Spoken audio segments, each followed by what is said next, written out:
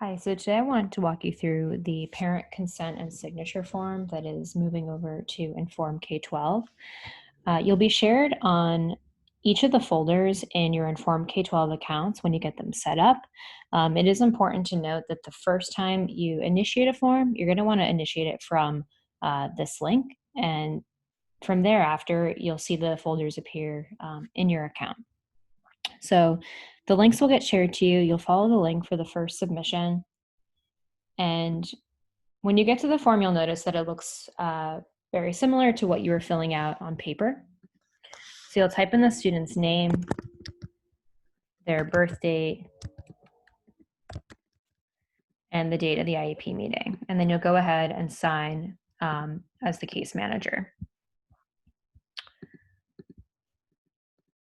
Once you make all the acknowledgments you need to make, you're then going to set it on to the next step.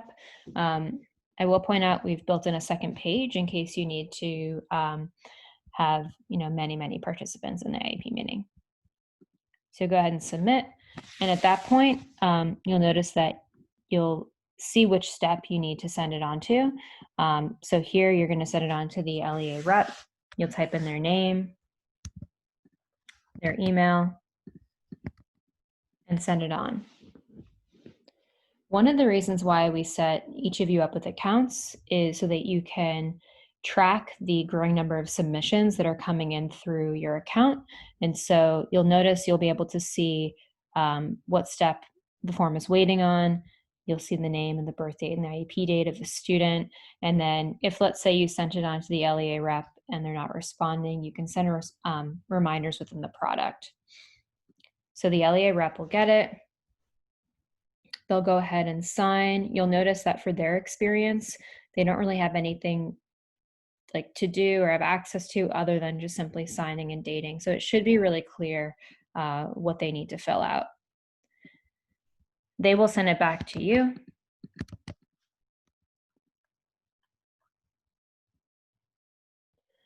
And then at that point, you'll have the option to send it on to the gen ed teacher. If the gen ed teacher was excused from this meeting, we'll have the ability for you to be able to push it around this step.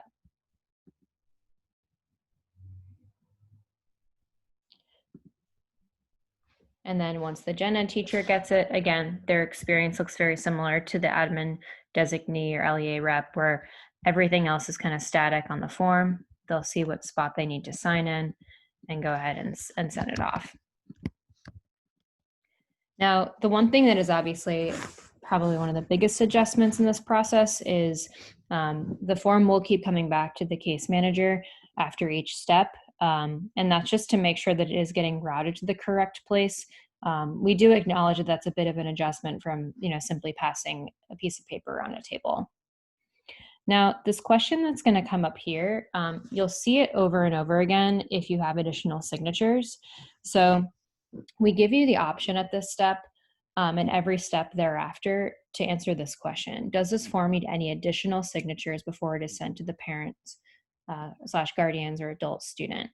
So if you have anyone else who it needs to go to, if there's an occupational therapist or a speech language pathologist, this would be the time to input the first additional service provider.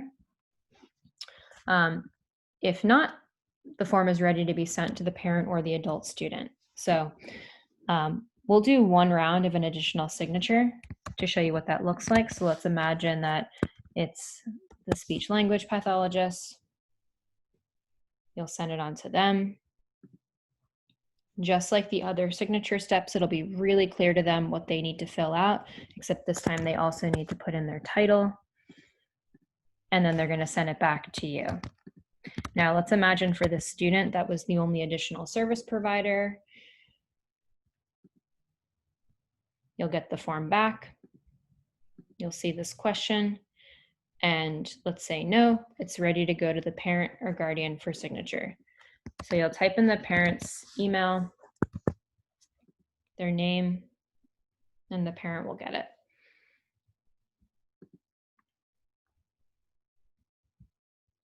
At that point, the parent is going to indicate if they consent or not. Let's say they do consent. They wouldn't need to type in any exceptions here. They have the option to type in here as well as attached at the bottom of the page. So then they will go ahead and sign as the participant. They will also sign authorizing the IEP. And then the case or the parent will then send it back to the case manager.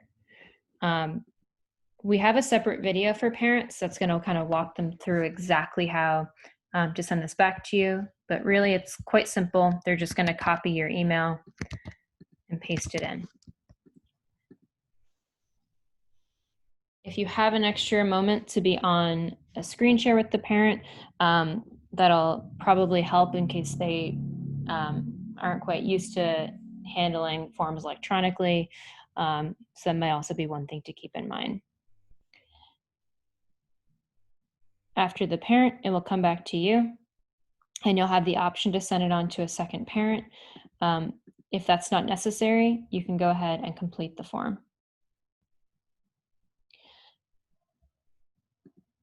One thing we wanted to point out is if you have the need to download and then upload into another program, you can simply click on the form here and click download as a single PDF. Similarly, if you're in the completed form, you can click to view/print, and the form will open in a new window in your browser, and you'll be able to save it.